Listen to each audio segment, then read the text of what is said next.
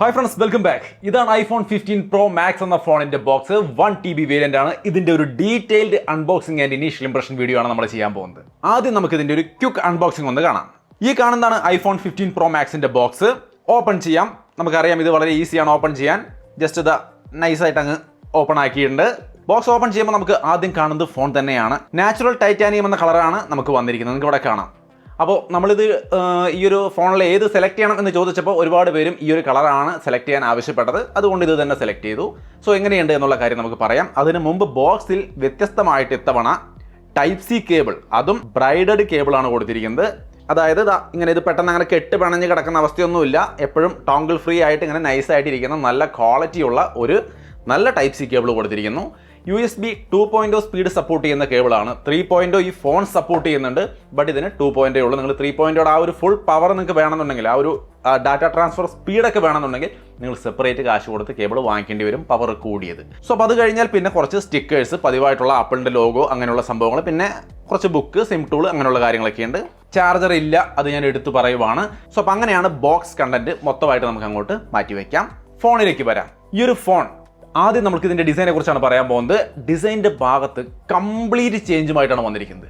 അങ്ങനെ പറയുന്നത് എന്തുകൊണ്ടാണെന്ന് വെച്ച് കഴിഞ്ഞാൽ ഓരോ ഭാഗങ്ങളായിട്ട് ഞാൻ പറയാം. ടൈറ്റാനിയം ഫ്രെയിം, ഈ ഫ്രെയിമിനെ കുറിച്ച് ഒരു ചോദ്യം ഉണ്ടായിരുന്നു ആൾക്കാരുടെ മനസ്സിൽ. ഇതിൽ സ്മഡ്ജസ് ഭയങ്കരമായിട്ട് പിടിക്കുമോ എന്നുള്ള കാര്യം. ഈ ഒരു കളറിൽ എന്തായാലും അത് കാണുന്നില്ല, വിസിബിൾ അല്ല. നിങ്ങൾക്ക് ഇവിടെ കാണാം, ഞാനിത് തുടച്ചിട്ടൊന്നുമല്ല നിങ്ങളെ കാണിക്കുന്നത്. ഇപ്പോഴും ഞാനിങ്ങനെ കൈപിടിച്ച് നോക്കുമ്പോഴൊന്നും നമുക്ക് സ്മഡ്ജസ് അങ്ങനെ വിസിബിൾ അല്ല. ഇല്ല എന്നല്ല, ഉണ്ട്, പക്ഷേ വിസിബിൾ അല്ല. ഇപ്പം എൻ്റെ 13 Pro Max ഒക്കെ ആണെങ്കിൽ ഒരു രക്ഷയില്ല, അഴുക്ക് പിടിച്ച് നാശമായിരിക്കുന്ന ഒരവസ്ഥയാണിത്. എന്നാൽ ഇതിൽ ആ ഒരു ഫീൽ ഇല്ല. പക്ഷേ നിങ്ങൾ ഇതിൻ്റെ ഡാർക്ക് വേരിയൻ്റ് എടുക്കുകയാണെങ്കിൽ എനിക്ക് തോന്നുന്നു അതിൽ നല്ല രീതിക്ക് സ്മഡ്ജസ് കാണുമെന്നാണ്. സോ ഈ കളർ തന്നെ ആയിരിക്കും നന്നാവുക. പക്ഷെ അത് പേഴ്സണൽ ചോയ്സ് ആണ്, ഇഷ്ടമുള്ള കളർ തന്നെ എടുക്കുക. പിന്നെ ടൈറ്റാനിയം ഫ്രെയിം ആയതുകൊണ്ട് മറ്റൊരു ഗുണമുള്ളത് വെയിറ്റ് കുറഞ്ഞുണ്ട്. കാര്യമായിട്ടുണ്ടോ എന്ന് ചോദിച്ചാൽ നിങ്ങൾ സ്പെക്ക് നോക്കിയാൽ തോന്നത്തില്ല. 240 ഗ്രാം ഉണ്ടായിരുന്നു, ഇത് 221 ഗ്രാമേ വരുന്നുള്ളൂ. സോ 19 ഗ്രാം അല്ലെങ്കിൽ 18 ഗ്രാം കൊണ്ട് എന്ത് വ്യത്യാസം ഉണ്ടാകാൻ പോകുന്നതെന്ന് നിങ്ങൾക്ക് തോന്നാം. പക്ഷേ ഫ്രാങ്ക്ലി പ്രോ മാക്സ് ഉപയോഗിക്കുന്ന ആളാണ് ഞാൻ. നിങ്ങൾ 13 Pro Max ആയാലും 14 Pro Max ആയാലും അതിൽ നിന്ന് മാറി ഈ ഫോൺ എടുക്കുമ്പോൾ വളരെ ലൈറ്റ് വെയിറ്റ് ആയ പോലൊരു ഫീല് നമുക്ക് കിട്ടുന്നുണ്ട്. കാരണം ആ ഒരു 18 ഗ്രാമിന് ഇത്രയും ഇമ്പാക്റ്റ് ഉണ്ടെന്നുള്ള കാര്യം ഇതിങ്ങനെ കൈ പിടിക്കുമ്പോഴാണ് നമുക്ക് തോന്നുന്നത്. അത്യാവശ്യം വെയിറ്റ് കുറഞ്ഞ പോലൊരു ഫീൽ ഉണ്ട്. ഭയങ്കര ലൈറ്റ് വെയിറ്റ്, ഫെദർ ലൈറ്റ് എന്നല്ല ഞാൻ ഉദ്ദേശിക്കുന്നത്. പക്ഷേ വെയിറ്റ് നല്ല രീതിക്ക് കുറഞ്ഞ പോലൊരു ഫീൽ കിട്ടും എന്നുള്ള കാര്യത്തിൽ തർക്കമേ ഇല്ല. ഇനി ഇതിൻ്റെ ഒരു ക്വിക്ക് ഓവർവ്യൂ നോക്കുകയാണെങ്കിൽ താഴെ type C port, speaker grill, മൈക്കിൻ്റെ സെക്ഷൻ, റൈറ്റ് സൈഡിൽ പവർ ബട്ടൺ അല്ലെങ്കിൽ സിരി ബട്ടൺ എന്ന് വേണമെങ്കിൽ പറയാം. ലെഫ്റ്റ് സൈഡിൽ വോളിയം ബട്ടണുകളും സിം ട്രേയും അതേപോലെ ആക്ഷൻ ബട്ടണും കൊടുത്തിട്ടുണ്ട്. ആക്ഷൻ ബട്ടൻ്റെ കാര്യത്തിലേക്ക് വരുമ്പോൾ ഒരു കാര്യം പറയാനുള്ളത്, സംഗതി അവർ മാറ്റി നമുക്ക് ഇഷ്ടമുള്ളത് സെറ്റ് ചെയ്യാം. അപ്പോൾ അതിനകത്ത് സൈലൻ്റ് ആക്കൽ മാത്രമല്ല, ക്യാമറയോ അല്ലെങ്കിൽ പലതരത്തിലുള്ള ഷോർട്ട് കട്ട് അടക്കമുള്ള പലതരത്തിലുള്ള സംഗതികൾ നിങ്ങൾക്ക് അതിൽ ആഡ് ചെയ്യാം. പക്ഷെ അതിൻ്റെ ആ ഒരു പൊസിഷൻ ഉണ്ടല്ലോ, അത് ഇത്തിരി ബുദ്ധിമുട്ടായിട്ടാണ് എനിക്ക് തോന്നിയത്. കാരണം സൈലൻ്റ് ആക്കുമ്പോൾ ആ ഒരു ഓപ്ഷൻ മാത്രമല്ലേ വേണ്ടു, അത് ആ സമയത്ത് ക്ലിക്ക് ചെയ്ത് വിട്ടാൽ പരിപാടി കഴിഞ്ഞു. പക്ഷേ വളരെ കൺവീനിയൻ്റ് എന്ന രീതിയിൽ ചിന്തിക്കുമ്പോൾ നമ്മൾ ഫോൺ ഇങ്ങനെ കയ്യിൽ പിടിക്കുമ്പോൾ എങ്ങനെ പോയാലും ഏത് വിരൽ കൊണ്ട് നോക്കിയാലും അങ്ങോട്ട് എത്തിക്കുക ഒരു ഇച്ചിരി ബുദ്ധിമുട്ടാണ്. അതുകൊണ്ട് ആ ഒരു പൊസിഷനിലിരിക്കുന്ന ആക്ഷൻ ബട്ടൺ ഭയങ്കര കൺവീനിയൻസ് ആണ് എന്ന് പറയാൻ വയ്യ. പക്ഷേ തീർച്ചയായിട്ടും കസ്റ്റമേഴ്സ് മറ്റേ ഓപ്ഷൻ, അത് മ്യൂട്ട് ബട്ടനെ അപേക്ഷിച്ച് നോക്കിക്കഴിഞ്ഞാൽ തീർച്ചയായിട്ടും കുറേ കൂടി ഫങ്ഷനാലിറ്റി കൂടി എന്നുള്ളത് നല്ല കാര്യമാണ്. എന്നെ സംബന്ധിച്ച് ഒരു നല്ല ഫീൽ എന്താണെന്ന് വെച്ച് കഴിഞ്ഞാൽ, മറ്റേ മ്യൂട്ട് ബട്ടൺ ആയിരുന്ന സമയത്ത് പലപ്പോഴും കൈ തട്ടി അറിയാണ്ട് സൈലൻ്റായി പോകുന്നൊരവസ്ഥ എനിക്ക് ഉണ്ടാവാറുണ്ടായിരുന്നു. ഇനി അതുണ്ടാവില്ല എന്നുള്ളത് തീർച്ചയായിട്ടും നല്ലൊരു കാര്യമാണ്. പിന്നെ ഇത് ക്യാമറയിലേക്ക് അസൈൻ ചെയ്യുകയാണെങ്കിൽ നമുക്ക് ക്യാമറ ഇങ്ങനെ പിടിച്ച് ക്ലിക്ക് ചെയ്യാനൊരു സൗകര്യം കിട്ടും. അങ്ങനെയുള്ള ചില കാര്യങ്ങളുണ്ട്. എന്തായാലും ഗുണവുമുണ്ട്. എന്നാൽ അത് ഈ വശത്തെങ്ങാനും ആയിരുന്നെങ്കിൽ കുറേ കൂടി സൗകര്യപ്രദമായേനെന്നുള്ളത് എൻ്റെ ഒരു അഭിപ്രായമാണ്. അഭിപ്രായം മാത്രം, ഞാൻ കുറ്റമായിട്ട് പറയല്ല. പക്ഷെ അതൊരു ശല്യമായിട്ട് തോന്നി. അത് ഇവിടെ ആയിരുന്നെങ്കിൽ ഒന്നുകൂടി നന്നായേനെ. പിന്നെ റിയർ സൈഡ്, ഫ്രണ്ട്, അങ്ങനെയുള്ള കാര്യങ്ങൾ നോക്കി കഴിഞ്ഞാൽ സ്ട്രോങ് ആണ്. സെറാമിക് ഷീൽഡിൻ്റെ പ്രൊട്ടക്ഷനും കാര്യങ്ങളൊക്കെ ഉണ്ട്. ഇതിൻ്റെ റിയർ സൈഡിൽ ഒരു പ്രധാന മാറ്റം കൊണ്ടുവന്നിരിക്കുന്നത്, ഈ ഒരു സംഗതി പൊട്ടിയാൽ, ഈ ബാക്ക് പാനൽ ഡാമേജ് ആയി കഴിഞ്ഞാൽ നമുക്ക് ബാക്ക് സൈഡ് ഡാമേജ് മാറ്റാൻ 14 Pro Maxൻ്റെ എക്സ്പെർട്സ് നമുക്ക് ഇവിടെ കാണാം. 50,000 60,000 റേഞ്ചിലൊക്കെയാണ് പറയുന്നത്. അതേസമയം 15 Pro Max ആണെങ്കിൽ 17,000 രൂപയെ കാണിക്കുന്നുള്ളൂ. എന്തായിരിക്കും ഇത് കറക്റ്റായിട്ട് സർവീസ് സെൻറ്ററിൽ ചെല്ലുമ്പോൾ ഇതേ അവസ്ഥ തന്നെയാണോ ഉണ്ടാവുക എനിക്ക് അറിയില്ല. ബട്ട് എന്തായാലും ഇങ്ങനൊരു മാറ്റം കാണുന്നു എന്നുള്ളത് തീർച്ചയായിട്ടും ഇത് യൂസ് ചെയ്യുന്ന ആൾക്കാരെ സംബന്ധിച്ച് ഭയങ്കര റിലാക്സിങ് ആയ ഒരു സംഗതിയാണ്. കാരണം മെയിൻ്റനൻസ് കോസ്റ്റാണിത്, എന്തെങ്കിലും കംപ്ലയിൻറ്റ് വന്നാൽ. സോ ആ ഒരു മാറ്റവും എന്തായാലും അടിപൊളിയായി. എന്തായാലും മെയിൻ്റനൻസ് കോസ്റ്റ് ബാക്ക് പാനലിൻ്റെ മാത്രമേ കുറച്ചിട്ടുള്ളൂ, ബാക്കിയുള്ളതിനൊക്കെ അതുപോലെ തന്നെ കാണും. അതുകൊണ്ട് ഒരു വാറണ്ടി, എക്സ്ട്രാ വാറണ്ടി ഉള്ളവർ ആപ്പിൾ കെയർ പ്ലസോ ആ സംഭവമൊക്കെ എടുത്ത് വെക്കാൻ പറ്റുമെങ്കിൽ അതായിരിക്കും കുറച്ചുകൂടി നല്ലത്. പിന്നെ ടൈപ്പ് സി പോർട്ടിന്റെ കാര്യത്തിലേക്ക് വന്നു കഴിഞ്ഞാൽ ഡാറ്റ ട്രാൻസ്ഫർ സ്പീഡാക്കി ഇതിൽ കൂടിയുണ്ട്. പ്രോ മാക്സിൽ 3.0 ആണ്. അതുകൊണ്ട് തന്നെ 10 GB വരെയുള്ള ഡാറ്റ ട്രാൻസ്ഫർ സ്പീഡ് നമുക്ക് കാണാം. 20 ഇരട്ടി എന്നൊക്കെയാണ് പറയുക. അതിനേക്കാളൊക്കെ ഉപരി എന്തായാലും വേണ്ടില്ല ടൈപ്പ് സി വന്നിരിക്കുന്നുള്ളത് എന്നെ സംബന്ധിച്ച് വളരെ സന്തോഷമുള്ളൊരു കാര്യമാണ്. ഞാൻ എൻ്റെ ഐഫോണിൽ ടൈപ്പ് സി കണക്ട് ചെയ്യുന്നു എന്നുള്ളത് ഇപ്പോഴും ഒരിത്തിരി കൗതുകത്തോടു കൂടിയാണ് ഞാൻ കാണുന്നത്. എന്തായാലും അത് വലിയൊരു സൗകര്യമായി എന്നുള്ളതാണ്. ഇത് മൊത്തത്തിൽ യൂണിവേഴ്സലായിട്ട് ഉപയോഗിക്കാൻ കഴിയുന്നു എന്നുള്ളത് വലിയൊരു സൗകര്യമായി എന്നുള്ളതും ഒരു വലിയ പ്ലസ് പോയിന്റ് ആയിട്ട് ഞാൻ കാണുകയാണ്. എന്നെ സംബന്ധിച്ച് കാരണം ഞാൻ പല ഫോണുകൾ കൊണ്ട് നടക്കുമ്പോൾ എല്ലാത്തിനും ഒരു കേബിൾ മതി. ഒരു ടൈപ്പ് സി കേബിൾ ഉപയോഗിച്ചാൽ എനിക്ക് ഏത് ഫോൺ വേണമെങ്കിലും ചാർജ് ചെയ്യാം. ഇത് ചാർജ് ചെയ്യാൻ വേണ്ടി മാത്രം ഒരു സെപ്പറേറ്റ് കൊണ്ട് നടക്കുന്ന ഒരു അവസ്ഥ ഉണ്ടായിരുന്നു. ആ ഒരു വലിയ തലവേദന മാറി കിട്ടി എന്നുള്ളത് വളരെ സന്തോഷമുള്ള കാര്യമാണ്. ഒപ്പം തന്നെ എനിക്ക് വേണമെങ്കിൽ എൻ്റെ ആപ്പിൾ വാച്ചോ അതേപോലെ തന്നെ എയർപോഡോ എല്ലാം തന്നെ ഇതിൽ നിന്ന് റിവേഴ്സ് ചാർജ് ചെയ്തുകൊണ്ട് ഉപയോഗിക്കാം എന്നുള്ളതും വളരെ സൗകര്യപ്രദമായി. സോ ഇങ്ങനെ കുറച്ച് കാര്യങ്ങൾ ടൈപ്പ് സി വെച്ചതിലൂടെ ഉപകാരപ്രദമായി മാറിയിട്ടുണ്ട്. ഇത് വളരെ ലേറ്റാണ് ഈ ഫോണിലേക്ക് എന്നുള്ളതിൽ തർക്കമൊന്നുമില്ല. എന്നാലും അത് വന്നിരിക്കുന്നു എന്നുള്ളത് ആപ്പിൾ യൂസേഴ്സിനെ സംബന്ധിച്ച് വളരെ നല്ലൊരു മാറ്റമാണ്. എല്ലാ ഏരിയയിലും കംപ്ലീറ്റ് ചേഞ്ച് വന്നിരിക്കുന്നു എന്നുള്ളതാണ് നമുക്ക് ഡിസൈൻ്റെ ഓരോ ഭാഗങ്ങളും പരിശോധിക്കുമ്പോൾ മനസ്സിലാവുന്നത്. ഇനി ഞാനിതിൽ എന്തെങ്കിലും വിട്ടുപോയതായിട്ട് നിങ്ങൾക്ക് തോന്നുന്നുണ്ടെങ്കിൽ തീർച്ചയായിട്ടും കമൻറ്റ് വഴി ചോദിക്കാം. നമ്മുടെ റിവ്യൂ വരുമ്പോഴേക്കും അതിലെല്ലാം ഉൾപ്പെടുത്താം. ഇനി ഇതിൻ്റെ അടുത്ത മേജർ അപ്ഗ്രേഡ് എന്ന് പറയുന്നത് പെർഫോമൻസിലാണ്. A17 Pro എന്ന് പറയുന്ന ഏറ്റവും പവർഫുള്ളായ 3 നാനോമീറ്റർ ടെക്നോളജിയിൽ വരുന്ന പ്രോസസ്സറാണ് ഉപയോഗിച്ചിരിക്കുന്നത്. കൺസോളിൽ കളിക്കുന്ന തരത്തിലുള്ള അത്രയും ഹെവി ഗെയിമുകൾ വരെ ഈ ഫോണിൽ അടിപൊളിയായിട്ട് കളിക്കാൻ പറ്റുമെന്നാണ് പറയുന്നത്. വരും സമയങ്ങളിൽ അസാസിൻ ക്രീഡ് പോലുള്ള ഗെയിമുകളടക്കം എല്ലാം, റെസിഡൻസ് ഈവിൾ അതുപോലുള്ള ഗെയിമുകളെല്ലാം ഇതിനകത്തേക്ക് വരുമ്പോൾ തന്നെ റേ ട്രേസിംഗ് പോലുള്ള സംവിധാനങ്ങൾ അടക്കം ഇതിനകത്ത് ഭംഗിയായിട്ട് വർക്ക് ചെയ്യുമെന്നാണ് പറയുന്നത്. പിന്നെ BGMI പോലുള്ള ഗെയിമിൽ ഇപ്പോഴേക്ക് 90 FPS കാണാനില്ല. ഒരുപക്ഷെ അപ്ഡേറ്റുകളിൽ വരുമായിരിക്കും. സോ മാരകമായൊരു പെർഫോമൻസ് നമുക്ക് കാണാമെന്നാണ് പറയുന്നത്. പക്ഷേ അത് ഈ അൺബോക്സിംഗ് ഇനീഷ്യൽ ഇംപ്രഷനിൽ ഞാൻ അതിനെക്കുറിച്ച് കൂടുതൽ വാചകം അടിക്കുന്നില്ല. ഞാൻ കുറച്ച് കഴിഞ്ഞിട്ട് ഉപയോഗിച്ച് നോക്കിയിട്ട് ഒരു ഡീറ്റെയിൽഡ് റിവ്യൂ ചെയ്യുമ്പോൾ ഞാൻ പറയാം ഇത് എങ്ങനെയുണ്ട്, ഹീറ്റിംഗ് വരുന്നുണ്ടോ, എന്താണ് അവസ്ഥ എന്നുള്ളത്.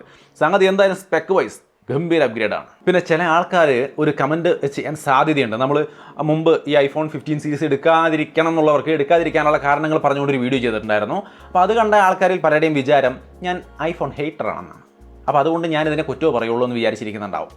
അതേപോലെ നമ്മളിപ്പോൾ ഇതിനെക്കുറിച്ച് ഇങ്ങനെ പറയുമ്പോൾ നിങ്ങൾ ഇങ്ങനെയല്ലല്ലോ പണ്ട് പറഞ്ഞത്, അല്ലെങ്കിൽ ഇയാൾ ഐഫോൺ ഫാനാണ്, തള്ളി മറയ്ക്കുവാണ് എന്ന് പറയാനും സാധ്യതയുണ്ട്. അങ്ങനെ ചിന്തിക്കുന്ന ആൾക്കാരോട് എനിക്ക് പറയാനൊന്ന് മാത്രമേ ഉള്ളൂ. കാര്യം വേറൊന്നുമല്ല, ആപ്പിൾ ആയാലും സാംസങ് ആയാലും ഷവോമി ആയാലും റിയൽമി ആയാലും നമ്മളെ സംബന്ധിച്ച് ഒരുപോലെ കണ്ടുകൊണ്ട് എല്ലാത്തിൻ്റെയും ഡീറ്റെയിൽഡ് വീഡിയോയും കാര്യങ്ങളും നിങ്ങൾക്ക് ചെയ്തു തരിക, അതിൻ്റെ ഗുണങ്ങളും ദോഷങ്ങളും നിങ്ങളുടെ മുമ്പിലേക്ക് എത്തിക്കുക എന്നുള്ളതാണ് നമ്മുടെ പരിപാടി. നമ്മൾ അത് തന്നെയാണ് അത്രയും കാലം ചെയ്തുകൊണ്ടിരിക്കുന്നത്. കാരണം ഇതൊരു ടെക് ചാനലാണ്. ടെക് ചാനലിൽ ഇത് പക്ഷഭേദമില്ലാതെ ഒന്നിനെ മാത്രം നല്ലത് പറഞ്ഞാൽ അല്ലെങ്കിൽ ഒന്നിനെ മാത്രം ഹെയ്റ്റ് ചെയ്തുകൊണ്ടിരിക്കാതെ എല്ലാം കൃത്യമായിട്ട് പറയുന്നതാണ്, ബാലൻസ്ഡ് ആയിട്ട് പറയുന്നതായിരിക്കും എപ്പോഴും നല്ലത്. അതങ്ങനെയാണ് ചെയ്തുകൊണ്ടിരിക്കുന്നത്.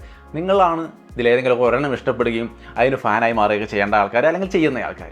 പിന്നെ എന്തൊക്കെയാണെങ്കിലും ഈ കമ്പനികൾക്ക് വേണ്ടി നമ്മൾ എന്തിനാ അവിടെ കിടന്ന് തല്ലുവിടുന്നത്? ഒരു ആവശ്യമില്ല. അതൊക്കെ ജസ്റ്റ് ഫോൺ വാങ്ങി ഉപയോഗിക്കാൻ വിടുക, അത്രേ ഉള്ളൂ എൻ്റെ കാര്യം. നമുക്ക് തിരിച്ചു വരാം ഫോണിലേക്ക്. വീണ്ടും അടുത്ത ബിഗ് അപ്ഗ്രേഡ് എന്ന് പറയുന്നത് ക്യാമറയുടെ ഭാഗത്താണ് കൊടുത്തിരിക്കുന്നത്. പ്രോ മാക്സിൽ 5x ഒപ്റ്റിക്കൽ സൂം അടക്കം കൊടുത്തിട്ടുണ്ട്. 120 mm ഫോക്കൽ ലെങ്ത് അടക്കം. അതായത് നിങ്ങൾക്ക് ഇവിടെ കാണാം, ഇതിൻ്റെ ക്യാമറ ഓപ്പൺ ചെയ്ത് കഴിഞ്ഞാൽ 1x വന്നു കഴിഞ്ഞാൽ 24 mm ആണ് ഒരെണ്ണം കൊടുത്തിരിക്കുന്നത്. പിന്നെ 2x 48 mm ആണ് വരുന്നത്. 5x വരുമ്പോൾ 120 mm, അതായത് 120 mm ആണ് വരുന്നത്. ഇതിനിടയിൽ 1നും 2നും ഇടയിൽ 1-2 സ്റ്റോപ്പുകളുടെ അവർ കൊടുത്തിട്ടുണ്ട്. അത് നിങ്ങൾക്ക് ഇവിടെ കാണാം, നമുക്കിവിടെ പ്രസ് ചെയ്യുമ്പോൾ കാണാം 28 mm വരുന്നുണ്ട്, അതേപോലെ 35 mm വരുന്നുണ്ട്. അതായത് ഈ 1xനും 2xനും ഇടയിൽ കുറച്ച് സ്റ്റോപ്പുകൾ കൂടി ഇവർ ആഡ് ചെയ്തിട്ടുണ്ട്. ഇതിലെല്ലാത്തിലും അത്യാവശ്യം നല്ല ക്വാളിറ്റി ഫോട്ടോസ് കിട്ടും. ഈ 5x സൂം ചെയ്യുമ്പോൾ എന്തെങ്കിലും ഒരു ക്വാളിറ്റി പോകുമെന്നുള്ള ഒരു ചിന്തയും വേണ്ട. നിങ്ങൾക്ക് ഇവിടെ കാണാം, ഞാനിവിടെ 1xലും 2xലും 5xലും എടുത്ത ഇമേജുകൾ കാണിക്കുന്നുണ്ട്. നിങ്ങൾക്ക് നോക്കാം, ഇതെല്ലാം തന്നെയും നല്ല ക്വാളിറ്റിയുള്ള ഇമേജുകളാണ്. ഇതേ ക്വാളിറ്റി നമുക്ക് ആർട്ടിഫിഷ്യൽ ലൈറ്റിംഗ് കണ്ടീഷനിലും കിട്ടും. ഞാൻ എടുത്ത ഇമേജുകൾ കണ്ടു നോക്കൂ, കണ്ടോ? 1x ഉണ്ട്, അതിനകത്തുള്ള 28 mm ഉണ്ട്, അതിനകത്തുള്ള 35 mm ഉണ്ട്, പിന്നെ 2xും 5xും എല്ലാം എടുത്തിട്ടുണ്ട്. ഈ സെറ്റുകളിൽ തന്നെ നിങ്ങൾക്ക് മനസ്സിലാവും ഇതിൻ്റെ ഓരോ സ്റ്റോപ്പുകളും നമുക്ക് നല്ല ക്വാളിറ്റിയുള്ള ഇമേജുകൾ തന്നെയാണ് തരുന്നത്. അത് ഏത് ലൈറ്റിംഗ് കണ്ടീഷനിലായാലും. ഡേ ലൈറ്റിലെ ഫോട്ടോസൊക്കെ നിങ്ങൾക്ക് ഇവിടെ കാണാം. നോർമൽ ഫോട്ടോസ് എങ്ങനെ നമ്മൾ ക്ലിക്ക് ചെയ്താലും അടിപൊളി ക്വാളിറ്റി ഉണ്ട്. ഇവിടെ ഒരു പ്രത്യേകത കൂടിയുണ്ട്, 24 മെഗാപിക്സലിലാണ് ഈ ഫോട്ടോസ് എല്ലാം ക്ലിക്ക് ചെയ്യപ്പെടുന്നത്. സാധാരണഗതിയിൽ പിക്സൽ ബിന്നിങ് വഴി 12 മെഗാപിക്സലാണ് ഫോട്ടോസ് എടുക്കപ്പെടുക. പക്ഷേ ഇവിടെ 24 മെഗാപിക്സലാണ്. അങ്ങനെ പറയുമ്പോൾ അയ്യോ ഇത് സൈസ് കൂടുമല്ലോ എന്ന് വിചാരിക്കേണ്ട, സൈസ് കുറവ് തന്നെയാണ്. പ്ലസ് 24 മെഗാപിക്സലിൻ്റെ റെസൊല്യൂഷനും കിട്ടും, നല്ല ക്വാളിറ്റി ഉണ്ട്. പിന്നെ 24 മെഗാപിക്സലിൽ മാത്രമല്ല നമുക്ക് ഷൂട്ട് ചെയ്യാൻ പറ്റുക, സെറ്റിംഗ്സിൽ അത് 12 MP എന്നുള്ളൊരു ഓപ്ഷൻ കൂടി കൊടുത്തിട്ടുണ്ട്. നിങ്ങൾക്ക് വേണമെങ്കിൽ അതിലിട്ടുകൊണ്ടും ഫോട്ടോ എടുക്കാം. വീഡിയോ ക്വാളിറ്റി നിങ്ങൾക്ക് ഇവിടെ കാണാം. നോർമലി എടുക്കുന്ന വീഡിയോ തന്നെ ഗംഭീര ക്വാളിറ്റിയാണ്, ഒരു തരത്തിലുള്ള ഇഷ്യൂസും പറയാനില്ല. ഏത് റേഞ്ചിൽ വേണമെങ്കിലും എടുക്കാം. നിങ്ങൾക്ക് 2x-ഉം 5x-ഉം വരെ സൂം ചെയ്ത് എടുക്കാൻ പറ്റും. ഞാൻ എന്താ നമ്മുടെ മെഴ്സിഡീസ് ബെൻസിൻ്റെ ആ ഒരു സംഗതി സൂം ചെയ്തുകൊണ്ട് വീഡിയോ എടുക്കാൻ ശ്രമിക്കുന്നത് നിങ്ങൾക്ക് ഇവിടെ കാണാം. എങ്ങനെയുണ്ട് അതിൻ്റെ ക്വാളിറ്റി വേരിയേഷൻസ്. ഈ രീതിയിൽ വേണമെങ്കിൽ വീഡിയോയും സൂം ചെയ്തെടുക്കാം. ആർട്ടിഫിഷ്യൽ ലൈറ്റിംഗ് കണ്ടീഷനിലെ വീഡിയോ ക്വാളിറ്റിയും നിങ്ങൾക്ക് ഇവിടെ കാണാം. മെയിൻ ക്യാമറ എന്തായാലും അടിപൊളിയായിട്ട് വീഡിയോസ് നമുക്ക് തരുന്നുണ്ടെന്നുള്ളതിൽ ഒരു തർക്കവുമില്ല. ഗംഭീര വീഡിയോ ക്വാളിറ്റിയുള്ള ഫോൺ തന്നെയാണ് 15 Pro Max. ഇനി സെൽഫി ക്യാമറയിലേക്ക് വന്നു കഴിഞ്ഞാൽ ഐഫോണിൻ്റെ സെൽഫി ക്യാമറ എനിക്ക് പൊതുവേ ഇഷ്ടമല്ല കേട്ടോ. ഞാനത് പല വീഡിയോയിൽ പറഞ്ഞിട്ടുണ്ട്. ഭയങ്കര സംഭവമാണ്, ക്വാളിറ്റി കണക്ക് ശരിയാണ്. പക്ഷേ എനിക്ക് സെൽഫി ക്യാമറ എന്തുകൊണ്ടോ പല ലൈറ്റിംഗ് കണ്ടീഷനിലും എനിക്ക് അത്ര ഇഷ്ടപ്പെടാറില്ല.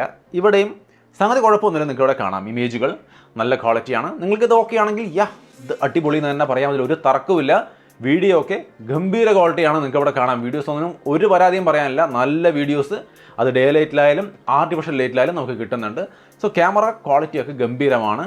ഫോട്ടോസ് എനിക്ക് ആ ഒരു ഇവരുടെ ഒരു റിയലിസ്റ്റിക് എന്ന് പറയുന്നതോ നാച്ചുറൽ എന്ന് പറയുന്നതോ എന്തായാലും അതിനേക്കാൾ കുറച്ചും കൂടി എനിക്ക് ഇഷ്ടം സാംസങ്ങിൻ്റെ ഫോണുകളിൽ എടുക്കുന്ന സെൽഫീസാണ്. പേഴ്സണൽ ഇൻട്രസ്റ്റ് ആണ് ഞാൻ പറയുന്നത്, ഒരിക്കലും അതിന് കുറ്റം പറയുന്നതല്ല. നിങ്ങൾക്ക് ഏതാണ് ഇഷ്ടം എന്നുള്ളത് തീർച്ചയായിട്ടും കമൻറ്റായിട്ട് ഷെയർ ചെയ്യാം. ഇതിൻ്റെ മെഗാ പിക്സലുകളെ കുറിച്ച് ഞാൻ പറഞ്ഞില്ല. 48 മെഗാ പിക്സലിൻ്റെയാണ് മെയിൻ ക്യാമറ വരുന്നത്. 12 മെഗാ പിക്സലിൻ്റെ അൾട്രാ വൈഡ് ആംഗിൾ ക്യാമറയും 12 മെഗാ പിക്സലിൻ്റെ ടെലിഫോട്ടോ ക്യാമറയാണ് വരുന്നത്. ആ ടെലിഫോട്ടോ ക്യാമറയിലാണ് ഈ പറഞ്ഞ 5x സൂം വരെയുള്ള സംഗതികളൊക്കെ ഒരുക്കിയിരിക്കുന്നത്. ഫ്രണ്ടിൽ പതിവ് 12 മെഗാ പിക്സലിൻ്റെ സെൽഫി ക്യാമറ തന്നെയാണ്.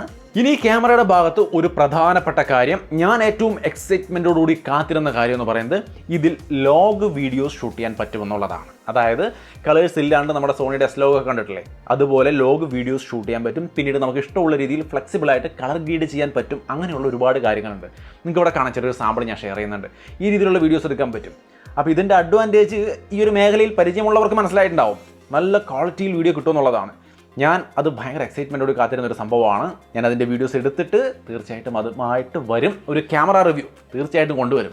അതിൽ പറയാം അതിൻ്റെ ക്വാളിറ്റിയൊക്കെ എങ്ങനെയുണ്ടെന്നുള്ളത്. എന്നാലും ഞാൻ ഭയങ്കര എക്സൈറ്റഡ് ആണ്. ഇത് ഹെവി സ്പേസ് കൺസ്യൂം ചെയ്യുന്നൊരു കാര്യമാണ് കേട്ടോ. ഈ പ്രോറസിൽ ലോഗിലൊക്കെ എടുക്കുമ്പോൾ സ്പേസ് ഭയങ്കരമായിട്ട് കൺസ്യൂം ചെയ്യും. അതുകൊണ്ട് നിങ്ങൾ എടുക്കുമ്പോൾ നല്ല സ്റ്റോറേജ് ഉള്ളത് തന്നെ എടുക്കുക, അല്ലെങ്കിൽ SSD സെപ്പറേറ്റ് ഉപയോഗിക്കേണ്ടി വരും. നമുക്കിതിൽ USB 3.0 ആണ്. അതുകൊണ്ട് ഡയറക്റ്റായിട്ട് കണക്ട് ചെയ്തുകൊണ്ട് നിങ്ങൾക്ക് SSDയിലേക്ക് വീഡിയോ റെക്കോർഡ് ചെയ്യാൻ സാധിക്കും. പക്ഷേ എൻ്റെ ഓൾറെഡി 1 TB ഫോണാണ്. അതുകൊണ്ട് തന്നെ എനിക്ക് ആ വിഷയമില്ല. നിങ്ങൾക്ക് വേണമെങ്കിൽ ചെറിയ വേരിയൻ്റ് എടുക്കുവാണെങ്കിൽ SSD കൂടി ഉപയോഗിക്കേണ്ടി വരും. ഇതിൻ്റെ ഒരു ഫുൾ പൊട്ടൻഷ്യൽ ഉപയോഗിക്കാൻ വേണ്ടിയിട്ട്, അതായത് വീഡിയോ കൂടുതൽ നേരം റെക്കോർഡ് ചെയ്യാൻ വേണ്ടിയിട്ട്. സോ അപ്പോൾ മൊത്തത്തിൽ ഇതിൻ്റെ ക്യാമറയുടെ ഭാഗത്ത് ഒരുപാട് നല്ല നല്ല മാറ്റങ്ങൾ വന്നിരിക്കുന്നു. എസ്പെഷ്യലി എൻ്റെ ഫേവറേറ്റ് ഇതിൽ ലോഗാണ്. എങ്ങനെയുണ്ടെന്ന് ഞാൻ നോക്കിയിട്ട് പറയാം. ബാറ്ററിയെക്കുറിച്ച് പറയുകയാണെങ്കിൽ ഇത് യൂസ് ചെയ്ത് നോക്കിയിട്ട് തന്നെ പറയാൻ പറ്റുള്ളൂ. കാരണം ഇപ്പോൾ കിട്ടിയിട്ടേ ഉള്ളൂ. ഞാനൊന്ന് ഉപയോഗിച്ച് നോക്കിയിട്ട് ബാറ്ററി ലൈഫിനെ കുറിച്ച് ഡീറ്റെയിൽഡ് വീഡിയോയിൽ പറയാം. mAh ആണ് അറിയേണ്ടതെങ്കിൽ 4422 mAh മാക്സിന് സപ്പോർട്ട് ചെയ്യുന്നുണ്ടെന്നാണ് അറിയാൻ കഴിഞ്ഞത്. പ്രോ മോഡലാണെങ്കിൽ 3274 mAh ആണെന്നാണ് അറിയാൻ കഴിഞ്ഞിട്ടുള്ളത്. സോ ബാറ്ററി ലൈഫിൽ വ്യത്യാസം കാണുന്നുണ്ട്. എന്നെ സംബന്ധിച്ച് എൻ്റെ 13 Pro Maxൽ ഗംഭീര ബാറ്ററി ലൈഫായിരുന്നു, ഒരു ഇഷ്യൂ ഇല്ല. പക്ഷേ 14 സീരീസ് ഉപയോഗിക്കുന്നവർ ബാറ്ററി ലൈഫ് അത്ര സുഖകരമല്ല എന്നാണ് പറഞ്ഞു കേട്ടിട്ടുള്ളത്.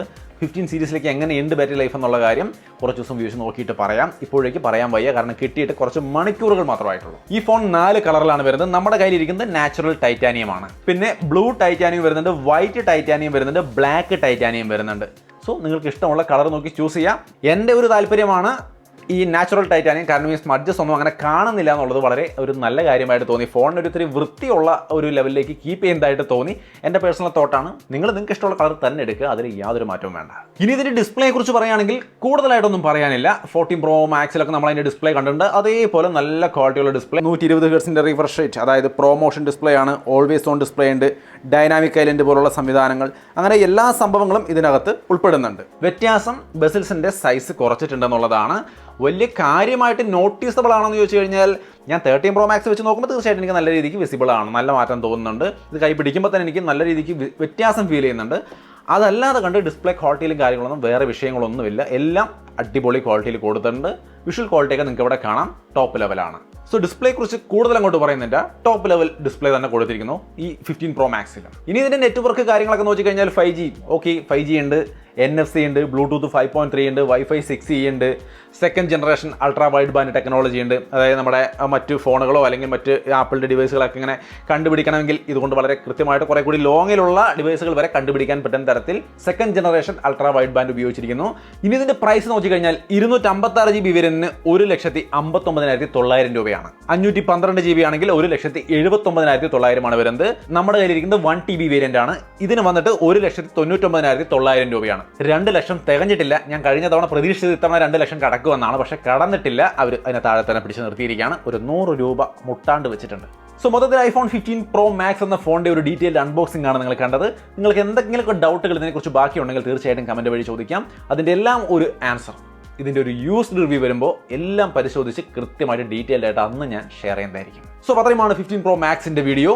പിന്നെ 15 Plus 15 മോഡൽ, ആ രണ്ട് മോഡലുണ്ട്, 15 15 പ്ലസും. ആ മോഡലുകളെ കുറിച്ച് ഞാൻ ഈ വീഡിയോയിൽ പറഞ്ഞിട്ടില്ല, കാരണം ഇതിനെക്കുറിച്ച് പറയുമ്പോൾ തന്നെ ഇത്രയും നേരമായി. സോ അതിനെക്കുറിച്ച് വേറൊരു വീഡിയോയിൽ പറയാം. നമ്മുടെ കയ്യിൽ ഇരിപ്പുണ്ട് 15 പ്ലസ്.